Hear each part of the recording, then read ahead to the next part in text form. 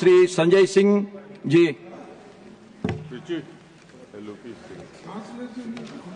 Vande Mataram sir, आपका बहुत बहुत आभार कि आपने वंदे मातरम जैसे महत्वपूर्ण विषय पर मुझे अपनी बात कहने का अवसर दिया। मान्यवर, मैं सोच रहा था कि वंदे मातरम के बारे में उसके 150 वर्ष पूरे होने पर यह चर्चा सरकार के द्वारा क्यों प्रायोजित कराई जा रही है। एक तो यह अच्छी बात है कि देशभक्ति की भावना का विकास सबके अंदर हो। वंदे मातरम के महत्व को सारे देश के लोग समझें, नौजवान समझे, किसान समझे, मजदूर समझे, पढ़ा लिखा समझे, गैर पढ़ा लिखा समझे। यह अच्छी पहल है। लेकिन मैं साथ ही साथ यह भी सोच रहा था तो एक घटना मुझे याद आई मान्यवर। वो घटना थी उत्तर प्रदेश की। हमारे एक ऊर्जा मंत्री हैं माननीय मंत्री जी ए.के. शर्मा जी, उनके सामने व्यापारी लोग पहुंचे। उन्होंने कहा 21 घंटे से लाइट नहीं आ रही, 21 घंटे से लाइट नहीं आ रही, व्यापार बर्बाद हो रहा है, बच्चे रो रहे हैं, हमको गर्मी में बिजली दे दो। मंत्री जी ने कहा जय श्री राम, बजरंगबली की जय, और गाड़ी में बैठ के चले गए। मैं आपके माध्यम से सरकार से पूछना चाहता हूं, क्या भगवान श्री राम ने आपको कहा है कि आप नाकारे और निकम्मे हो जाइए और जनता को अंधेरे में रखिए, बिजली ना दीजिए? यह क्या भगवान श्री राम ने आपको कहा है? यह शिक्षा आपको भगवान श्री राम ने दी है? मान्यवर, मुझे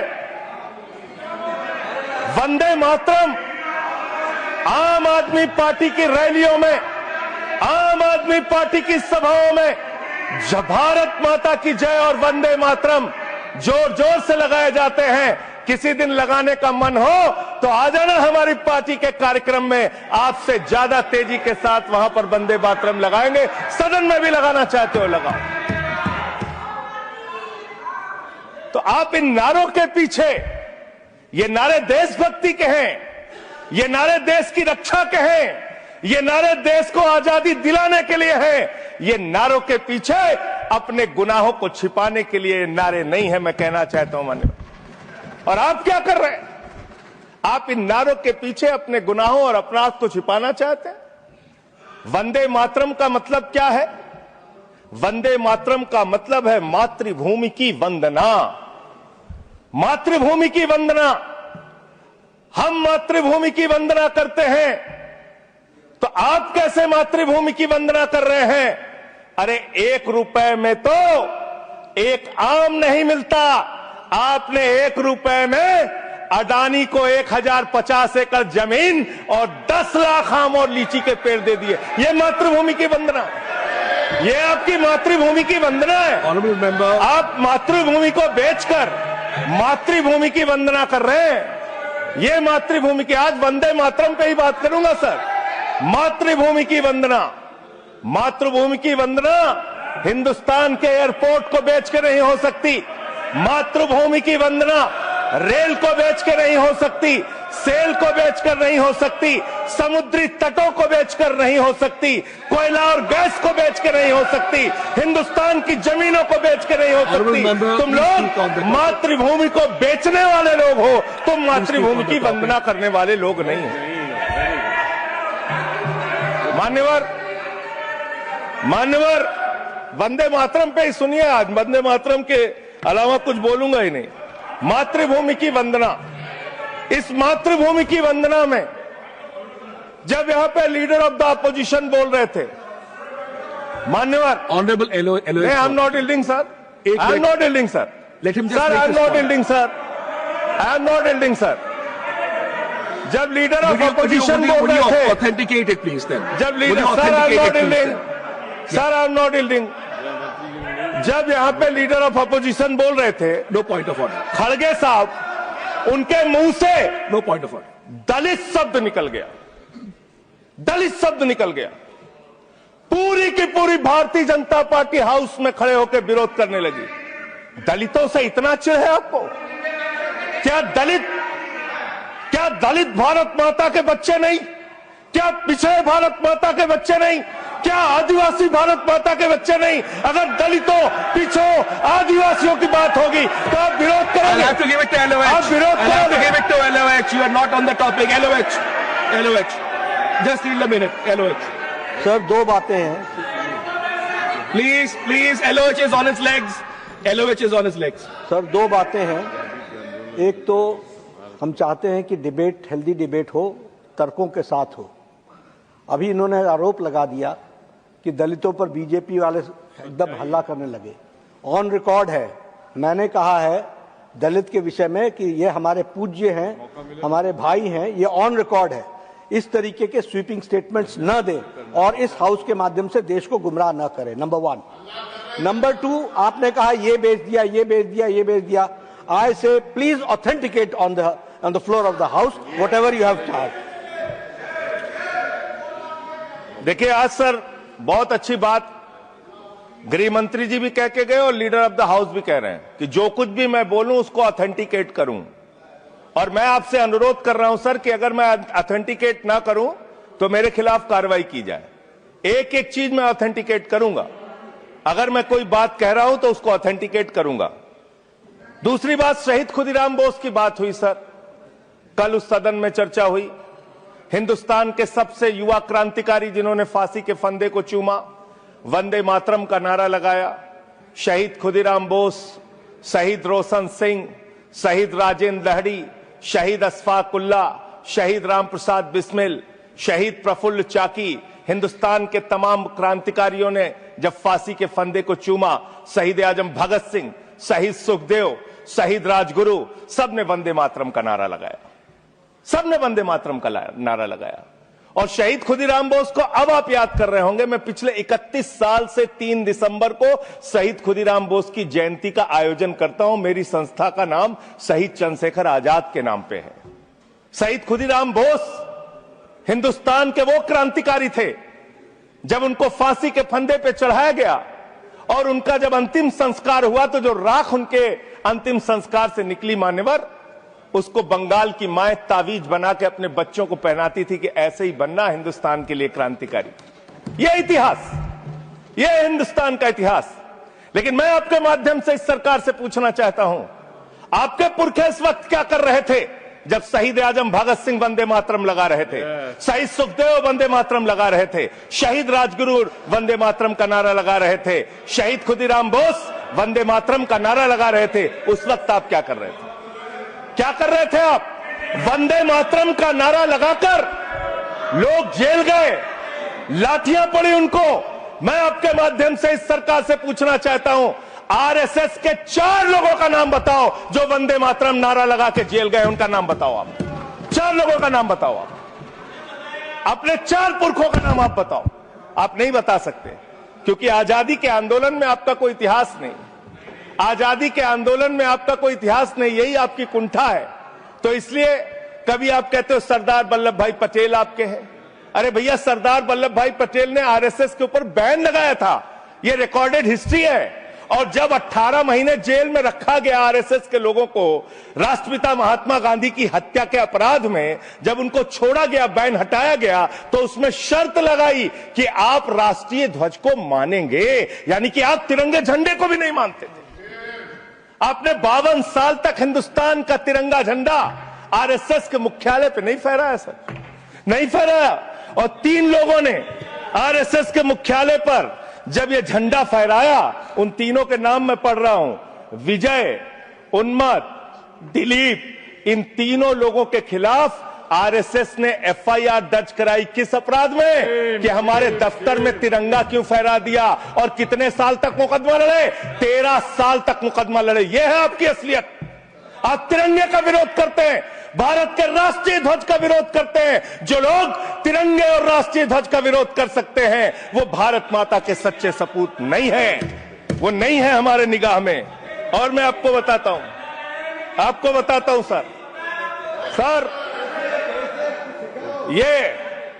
ये है 28 दिसंबर 1949 का ऑर्गेनाइजर पत्र, इसको भी रखूंगा, क्योंकि आज गृह मंत्री जी और लीडर ऑफ द हाउस दोनों कह के गए रिकॉर्ड पे सारी चीजें आनी चाहिए, इसको रिकॉर्ड पे रखना चाहिए। इतिहास देश को पता चलना चाहिए, किन लोगों ने देश के साथ गद्दारी की, किन लोगों ने तिरंगे का विरोध किया, किन लोगों ने राष्ट्रगान का विरोध किया। आपको ये पढ़ के सुनाना चाहता हूं, ये ऑर्गेनाइजर है, क्या लिख रहा है। What is the moral sanction behind government's choice of Jan Gana Man, except that it can be made an item of entertainment. आप राष्ट्रगान का विरोध कर रहे हैं, आप भारत के राष्ट्रगान का विरोध कर रहे हैं, आपके मुख्य पत्र में भारत के राष्ट्रगान का विरोध लिखा गया है। इसके लिए भारत के प्रधानमंत्री को और पूरी की पूरी भारतीय जनता पार्टी को, जो अपने आप को आरएसएस को अपना आदर्श मानती है, पूरे देश से माफी मांगनी चाहिए। ये रिकॉर्ड पे लाऊंगा सर, इसको रख लीजिएगा, ये रिकॉर्ड पे रखा जाए। मान्यवर, फिर से बोल दे रहा हूं, 28 दिसंबर 1949 ऑर्गेनाइजर अखबार जो आरएसएस का मुख्य पत्र है, और इस आरएसएस के मुख्य पत्र में फिर से लिख दे रहा हूं, फिर से पढ़ दे रहा हूं क्या लिखा हुआ है। What is the moral sanction behind government's choice of Jan Gana Man? Unnecessarily it will get provoked. It can Continue, be please. made an Please item continue. of entertainment. Please continue. ये लिखा हुआ Sanjay ji unnecessarily provoke. Continue. Continue. अच्छा। Sir,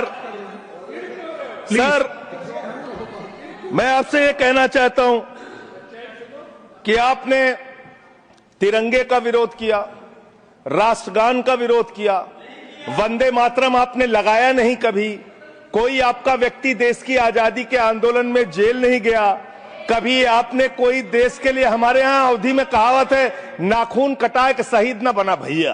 तू तो नाखूनों नहीं कटाया भैया, बिना नाखून कटाए शहीद बना चाहता है, बिना नाखून कटाए शहीद, ऐसे काम नहीं चलेगा सर। जिन्ना का भी जिक्र कल दूसरे सदन में हुआ, प्रधानमंत्री जी ने जिक्र किया। जिन्ना के साथ आपके कितने गहरे और मधुर संबंध थे, क्या इस देश के लोगों को पता है? नहीं पता, मैं बताता हूं। श्यामा प्रसाद मुखर्जी जी फजलुल हक की गवर्नमेंट में फाइनेंस मिनिस्टर थे, और फाइनेंस मिनिस्टर रहते हुए उन्होंने अंग्रेज गवर्नर को चिट्ठी लिखी थी। Shyama Prasad followed this and told Governor Herbert, the administration of the Bengal province should be carried on in such a manner that in spite of the best efforts of the Congress, this Quit India movement will fail. ये चिट्ठी लिखी है।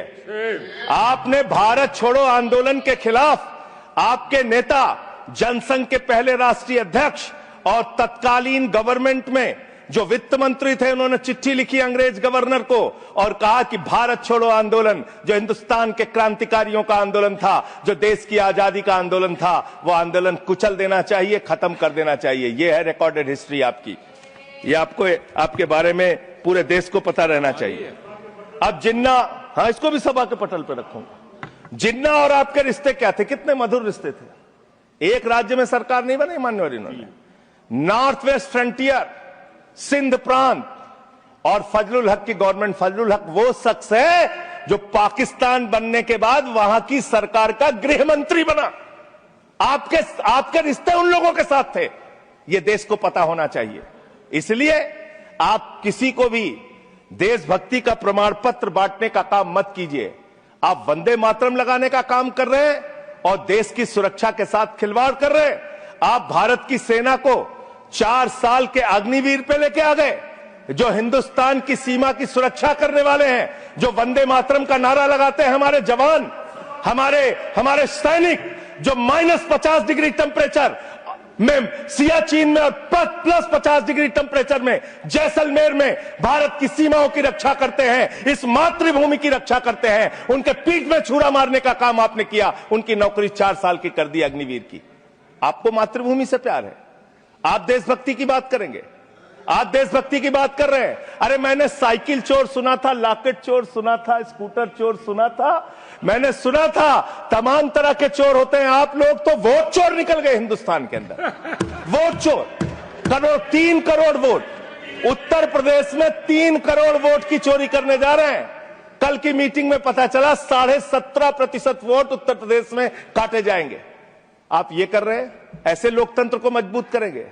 ऐसे आप मातृभूमि की सेवा करेंगे? ऐसे आप मातृभूमि की वंदना करेंगे?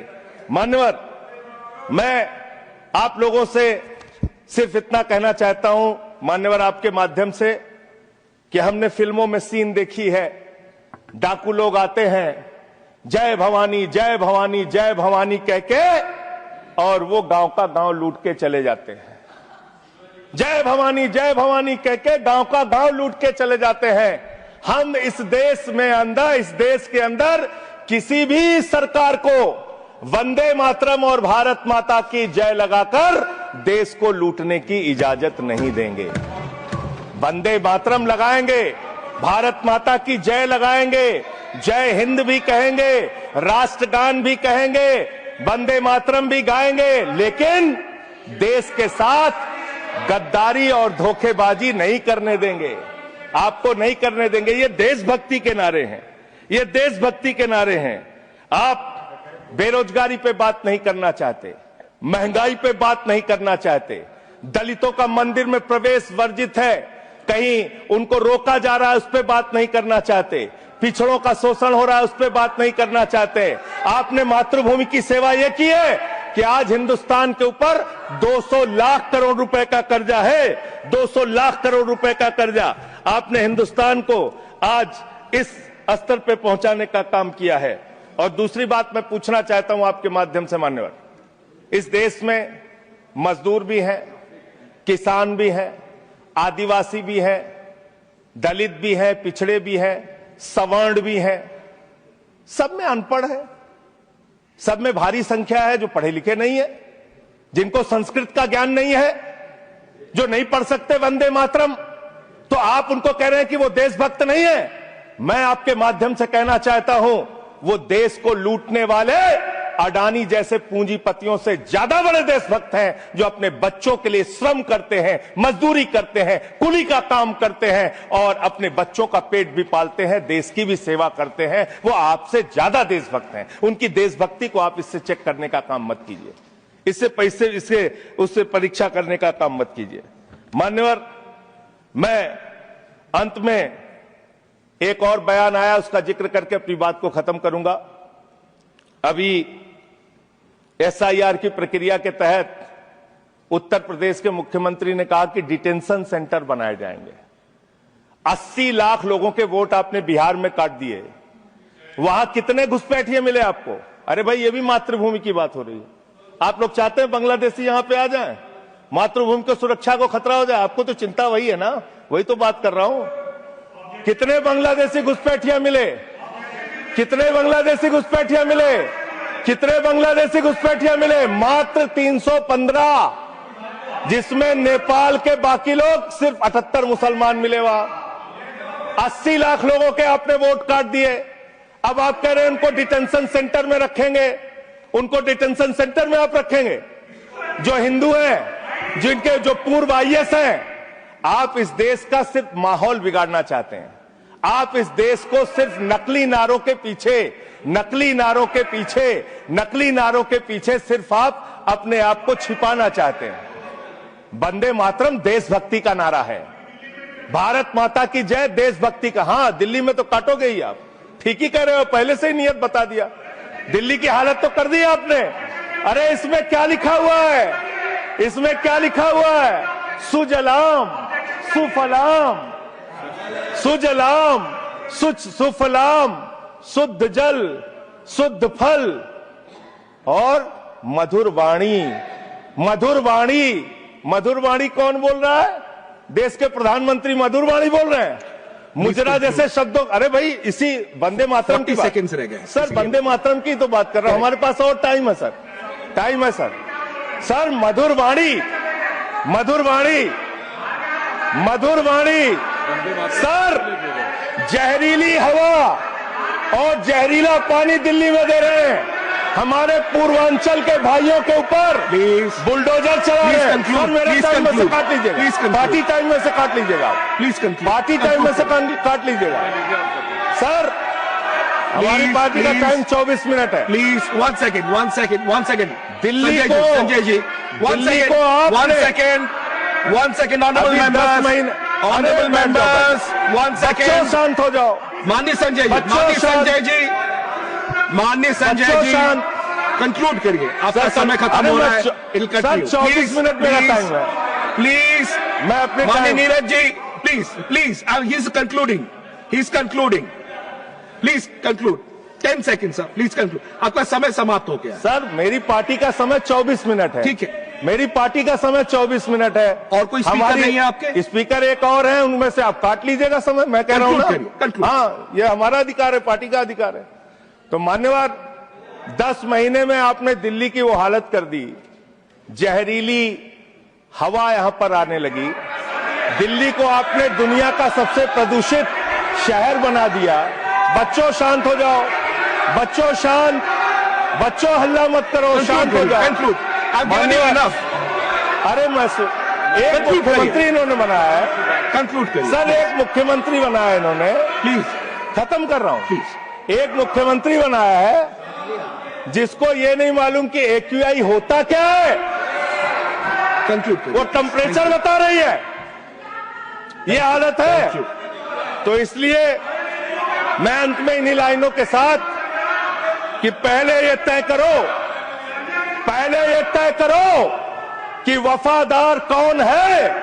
ये वक्त तय करेगा कि गद्दार कौन है। ये वक्त तय करेगा कि गद्दार कौन है। पहले Thank ये you. तय करो कि वफादार कौन है। ये वक्त तय करेगा कि गद्दार कौन है।